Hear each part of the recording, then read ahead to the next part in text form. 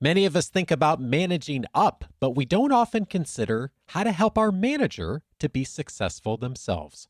In this episode, former presidential advisor David Gergen on how to help your manager to shine. This is Coaching for Leaders, episode 588. Produced by Innovate Learning, maximizing human potential. Greetings to you from Orange County, California. This is Coaching for Leaders, and I'm your host, Dave Stachowiak. Leaders aren't born, they're made. And this weekly show helps you discover leadership wisdom through insightful conversations. When we're talking about leadership, we are often thinking about how do we develop the people well that we are leading in our organization? How do we help the organization be successful with that team, sometimes with our peers? Rarely, though, are we thinking about how do we help our manager to succeed. That's the focus of today's conversation, and I'm so glad to have an expert with us who's had so much success and helping contribute to the development and the success of many organizations, including at the very highest levels of leadership. I'm so pleased to introduce to you David Gergen. He has served as a White House advisor to 4 U.S. presidents of both political parties, Richard Nixon, Gerald Ford, Ronald Reagan, and Bill Clinton. He then served as editor of the U.S. News and World Report, and for the past 2 decades, he has served as a professor of public service and founding director of the Center for Public Leadership at the Harvard Kennedy School. David is also a senior political analyst for CNN, where he is a respected voice in national and international affairs. He is the author of Hearts Touched with Fire: How Great Leaders Are Made. David, welcome to Coaching for Leaders. Oh, it's my honor, Dave. Thank you for inviting me. The pleasure's mine. I should start by saying that I was in a bookstore about 20 years ago and struggling as an early leader. And I hung out a lot in the leadership section and the business management section. And I stumbled across your book, had your picture on the cover. And as I started to look through it, there was a picture. I don't recall if it was on the front or back of the book or in the inside cover of you and 4 presidents. And yes. The picture was of presidents, not all of the same political party, and you had worked for all of them. And I thought, well, here's someone maybe I could learn something from who's had success in a lot of different venues. Yeah. How did it happen that you ended up working for folks at different parties? Because it's not terribly unusual for someone to work in multiple White House administrations, but I don't think it's very common even today for someone to be a senior advisor for different political parties. If you'd like, I'll show you the scars on my back. I bet you have them.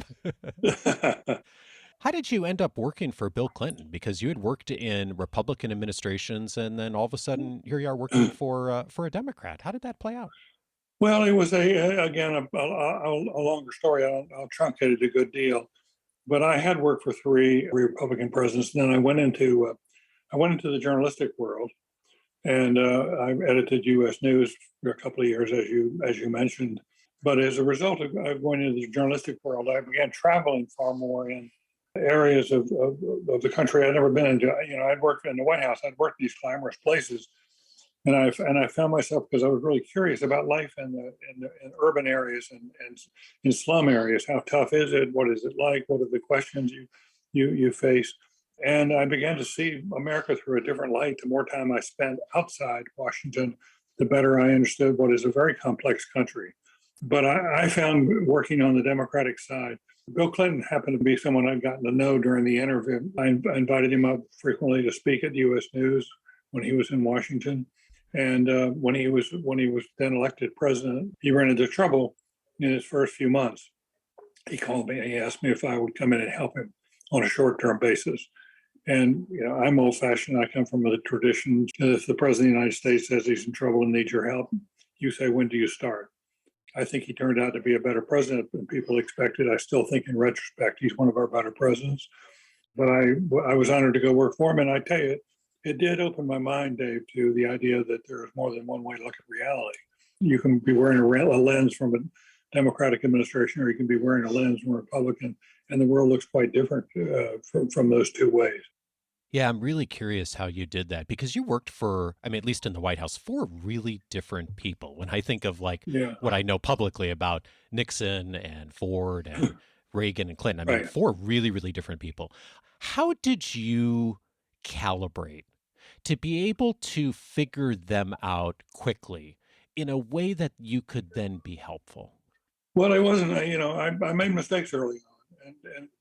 For the first person I went to work for at the national level was Richard Nixon. And I obviously didn't know him. He was considerably older, but had a very different, life's path. But I came to Washington in a Navy uniform. I did 3.5 years in the Navy as a junior officer, very junior and not very good at it. I was recruited to come to Washington to work on draft reform in my last year of service. And that's when I started to get to know Nixon a little bit.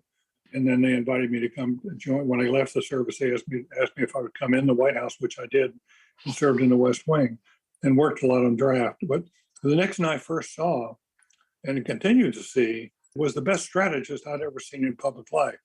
He liked to study the past so that he could understand the future. That was Churchill's view of how you come to grips with reality. The person who can see farther back, Churchill argued, can often see farther ahead.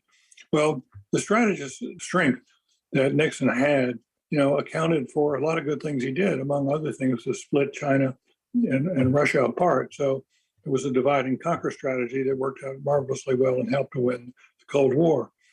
So if that had been all there was to Nixon, he would have been one of our better presidents. But alas and alack, it was not.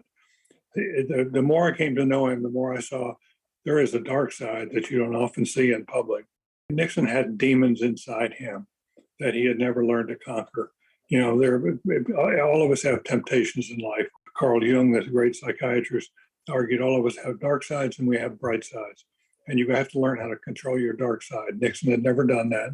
And it got him into a whale of a lot of trouble. He was asked by David Frost of BBC, once asked him on television how to explain Watergate. How did he fall so far so fast? And Nixon said, I gave my enemies a sword and then they ran me through, which was exactly what happened. So you learn then, I very quickly learned that what you see on the surface, especially in politics, is not necessarily what's there in lower depths. And it's really, really important as a staff person to help somebody overcome some of those temptations. I worked for Clinton. My last president was Clinton. As I say, I thought he was a much better president than he's remembered sometimes as being today. But when he called me and asked me to come in, what I discovered about him was that he had lost his self-confidence. I'd known him when he was governor of Arkansas, considered one of the best 10 governors in the country by a long shot, and had so much promise. But coming from Arkansas, a small land-bound state, it's a big leap. Just as it was a big leap for Carter to come from Georgia. Presidents who come from New York or California have been working in the big leagues by the time they get to the White House, and that makes them harder, it makes them stronger. But Clinton had never done that, and he was floundering when I got there. So the question was, Dave, how are we going to get him right? How is he? And my own view was, under no circumstances should we try to remake who Clinton is. We shouldn't try to turn him into somebody he's not. That's the road that doesn't work and it gets you into a lot of trouble too often. That if you try to fake it, who you are, you're eventually found out. And instead of trying to play to his and try to force him out into a different personality, a different true north, we worked very, very hard to see if we could restore the self-confidence, that he could take small steps at first, but gradually work his way up. And eventually he got out of the ditch and was fine. But I can tell you, it wasn't us, the staff, that made the difference. It was him. We just had to play to his best instincts, to his great strengths. If you do that, you often get a much better result. That's one of the distinctions that really struck me in your writing is the importance of building up the manager's strengths and diminishing their weaknesses. And I think a lot of times we don't necessarily think about influencing our managers in that way. And we talk about Strengths Finder on this show often and like leveraging our strengths. When you look back at that time with Clinton, and you mentioned, he needed to do it, obviously, but there was, I'm guessing there's something that the staff did that helped to make that easier for him, to help guide that journey. When you look back, what do you think that helped him to get into a place where he started to zero in more on his strengths than getting caught up in the confidence challenges he was having? Yeah, I thought it was best not to get into the rough and tumble of politics where he was going to get shot at a lot by his adversaries, and they would try, and it was sensing weakness on his part, sensing he was floundering, they would try to bring him down. Instead, what we wanted to do and what we tried to do was to build a zone of comfort around him, protection, of safety, if you would, so that when he went out and did an event, the feedback was on the positive side. He would often, after giving a talk somewhere, he'd beckon me over and say, "Well, how did I do?" And he wanted the truth. And I gave him the truth, but it was truth with looking for what was positive in him and what we could say to him over time that gave him more and more confidence that he was fine. He just needed to get over and get into a good place again, and he'd be fine, and which he did. And sometimes staffs undervalue the quality of a person. We did that, I thought, with Jerry Ford. Jerry Ford was one of the nicest men I've ever met in public life. He was just a very sweet guy, cared a lot, never thought he'd be president, totally accidental, loved doing it. But, he planned to go home. He wasn't going to be around. And then when Nixon resigned and they knew a new vice president, Ford was the man they could trust. And everybody knew that. But I think in the end of the day, we underestimated Ford as a leader. Let me tell you a short story, if I might. Ford was notorious for giving his speeches was essentially a lot of one-syllable words, and they had a see John or see Susie run quality to them. They were very, very elementary, not complicated, very straightforward, and that was the stuff that we fed him in the speeches for, I don't know, the whole year when I was there. It was disconcerting to see because it was so simplistic. But about a month or two after he left office, I can't remember exactly when it was, I got a call from his office saying, President Ford has a speech to make here in the next few days. He has a draft. He'd like you to read it and talk to him about it. Would you be willing to do that? And I said, of course I'd do it. So they sent me the draft and I read it. And it was an elegant speech. Very, very well done. But it had all sorts of 3 and 4 syllable words in it. It was complex. It was nuanced. All the things that he didn't do as president. Huh. And so I figured, well, he's calling me because he wants me to turn this into a Ford speech. He wants to take all the complexity out. And so when he called me, I said, Mr. President, he said, how did I do? And I said, well, Mr. President, this is a really, really good speech. But would you like me to work on it for you, sir, to put it in, more in your language and what you want? And I could hear him chuckling on his pipe, on the phone. And after I went down that path for a while, he said, well, David, I just really wanted you to look at it because this is the first time I've had room and space in my schedule. I could write my own speech. And I just wanted to know what you thought about it. And I thought, oh, my God, Mr. President, we've misled. All those years, we treated you badly. You were perfectly capable of giving a really good, complex speech. And instead, we moved you into see Jane run. And I never forgot that because he was very kind about it. But it was also true, we as the staff, there are times the staff can get pretty damn arrogant. And it's the wrong way to manage up. Managing up is about creating zones and pathways for any leader who has to make hard calls and is trying their best to do something right by the country. And you're there to help and to be another voice, to be someone else who looks at things a different way. And things like that are really important. And I say all of this in the context when you first come out of school, I don't care almost whatever field it is you're working in, you almost inevitably are going to work for somebody else. You're going to be a staff person or a junior person, or you're going to be down in the ranks. And one of the most important things you have to do is learn how to manage up and to be successful at helping your boss. I so appreciate you sharing the story about Clinton and also Ford. And as I was thinking about that and playing to their strengths, the analogy's been used several times on the show over the years of thinking about leadership like a garden. That if you're leading well, it's not about forcing, you wouldn't go out in your garden and try to force a plant to grow a certain way, but you would create the environment to weed and to get sunlight and water where, the plant is going to grow to be what it needs to be and what it's designed to do. Yeah. And I had never thought about it in the other direction, though. until this conversation. I always thought about it as the leader leading the team. But, it's so interesting that your experience of thinking about it, how do I actually support the manager in creating the environment where they can play to their strengths and diminish their weaknesses, like you said? I mean, such a helpful way to look at it. There's a term in the book that says chief diplomat, that part of learning to lead up is being a great chief diplomat. And I think that this is another place where oftentimes we don't think about our role if we're serving someone, especially if someone who's in a very visible, very powerful role. Tell me what a chief diplomat is, how you think about that, and then what does that mean for someone who's serving someone who's in power? Well, here's the thing that goes on. I came in as very junior, and over a long period of time worked up a very senior position. But you have to take this with a certain sense of understanding and perspective to know, what the dynamics of any organization are going to be. But getting the dynamics requires a lot of listening early on. Just keep your head down a little bit and respect the fact that there are other people around you who have had a lot more experience than you have.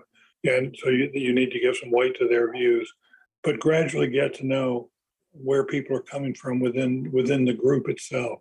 I saw this with Bill Clinton in particular, that he would walk into a room of strangers and he would work the room for about an hour, talking to as many people as he could, getting their perspectives on what was going on, what's the dynamics of this group, what are they leaning about, what do they want to talk to me about.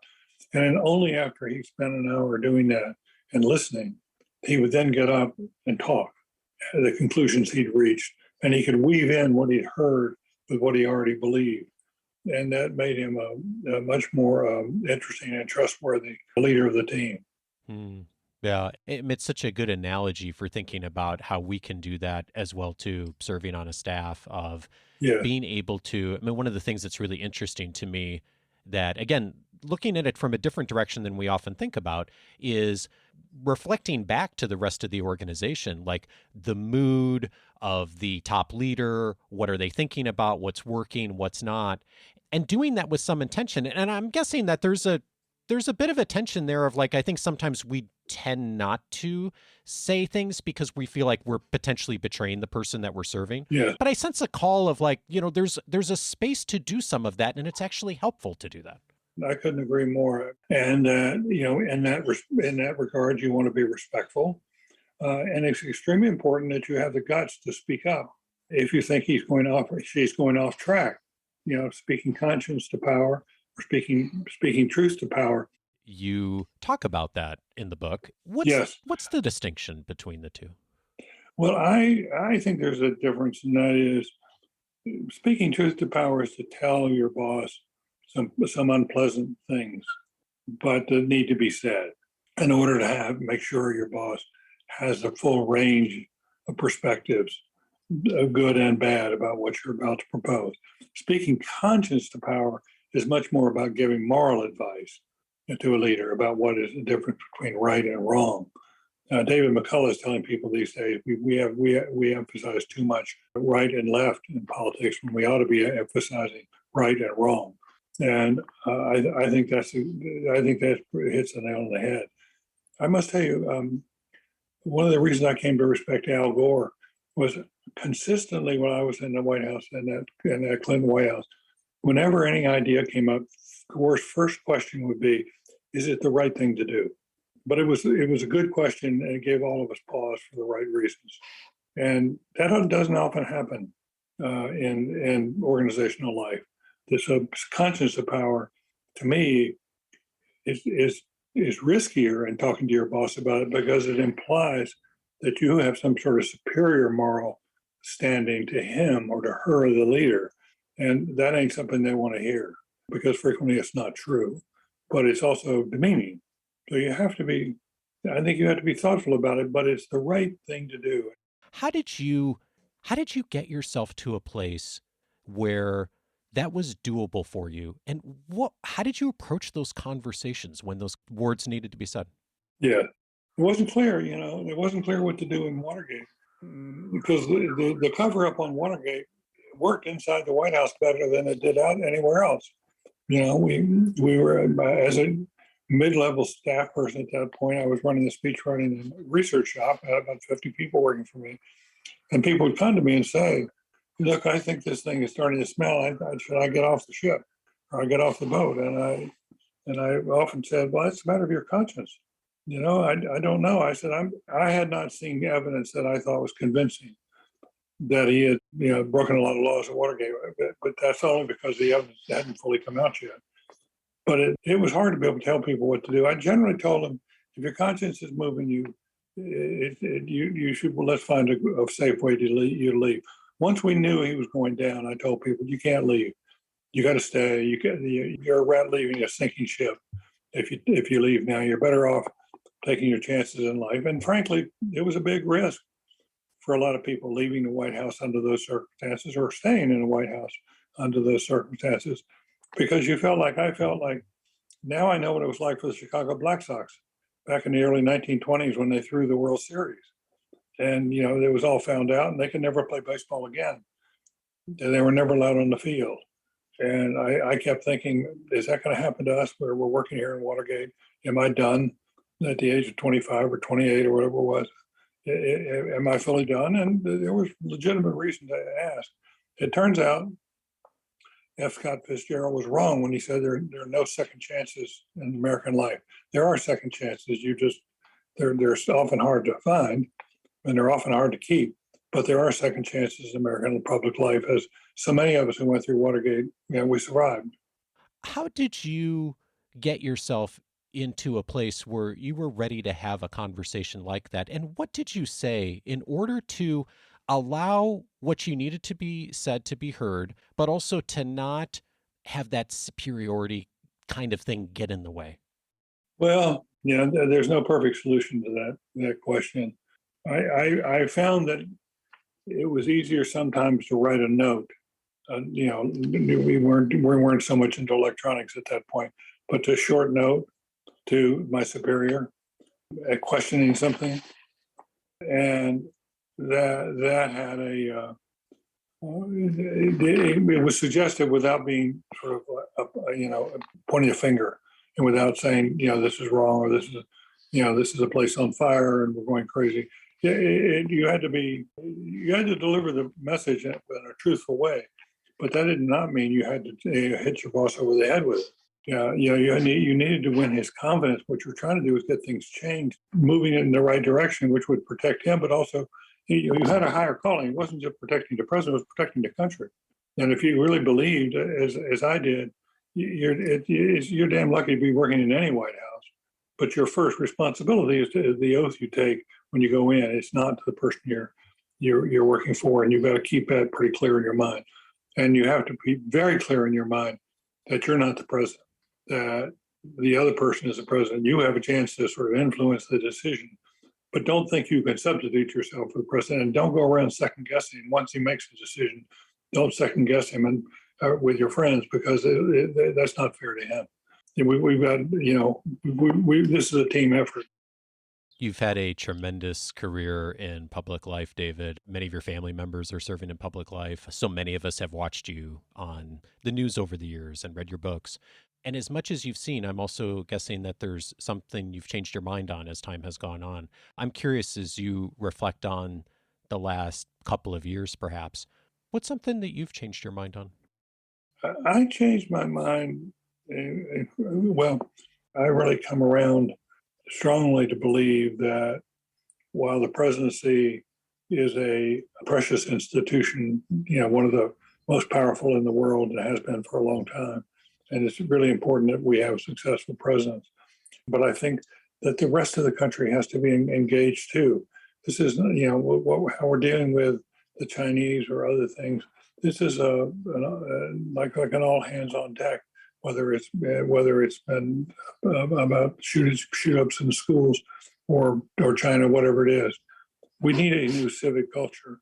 We need a changing of the guard. We need a passing of the baton, so that the people who are getting, like me, I just turned 80 years old. 80 years old, if my judgment is too old. You don't want a president who's 80 years old. You don't want somebody running a big organization who's 80 years old. those of us who are older can still play an important role. We can still be helpful in terms of giving advice or making suggestions or helping in a generalized way to prepare a lot of younger people for service and for leadership. That's what we ought to be doing. But we need to pass the baton on to younger generations that are knocking at the door now and have a lot of promise. And we need to hang in there and let some younger people start taking far more responsibility. People coming back from Iraq and Afghanistan, they're seasoned soldiers now. They're hardened up. They're toughened up. People like that are really, really good at the leadership role. Similarly, there are Black women coming out who are moral leaders of our country increasingly. And I don't always agree with their politics, but I really celebrate the fact that people of color, that Black women in particular, are really stepping up in the arena. They're determined to make this a better country. And that is a good thing. We should celebrate it. David Gergen is the author of Hearts Touched with Fire, How Great Leaders Are Made. David, thank you so much for your time and your work. Dave, thank you. It's, again, an honor to be here.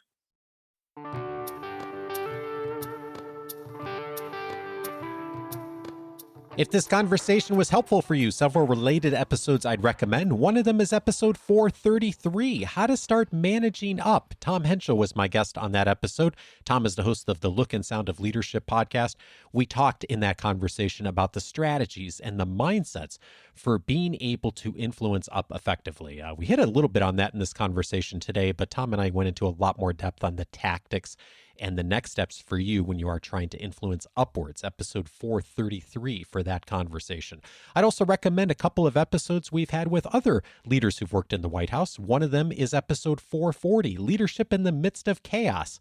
Former Secretary of Defense Jim Mattis was my guest on that episode. We talked about his experience in being a Marine Corps general and how coaching is so important to his work and how he led and developed people, episode 440 for that conversation. And I'd also recommend episode 456 with Susan Rice, How to Be Diplomatic. Susan Rice, former ambassador to the United Nations and former national security advisor. She talked about her time in the Obama White House and also how diplomacy is such an important part of her work and, of course, important for all of us as leaders. And then finally, I'd recommend episode 505 with Patrick Lencioni on your leadership motive. That conversation is all about the heart that David Gergen talked about today, the importance of having your heart in the right place. All of us get tempted by prestige and power and position, and yet the leaders who are most successful are the ones who learn to set that aside and to lean into heart. That's the importance of the leadership motive. Pat and I talked about that in detail in episode 505. It's a great complement to this conversation with David. All of those episodes you can find on the coachingforleaders.com website. If you have not already, I'm inviting you to set up your free membership at coachingforleaders.com. It will give you access to an entire array of benefits inside of the free membership portal, including my own personal library, all of our member casts, my interview and book notes, and the ability to search all of the past episodes by topic that I've aired since 2011. So you can find the episode and the expert that is most relevant to what you are facing right now in your leadership role. All of that you can find at coachingforleaders.com. Set up your free membership and you will be off and running with us in just a few moments. Next week, I'm glad to welcome Ruchika Tolshian to the show. She is going to be showing us how to create inclusive hiring practices, an important conversation and a critical focus for all leaders right now. Join me for that conversation with Ruchika next week. Have a great week, and I'll see you back on Monday.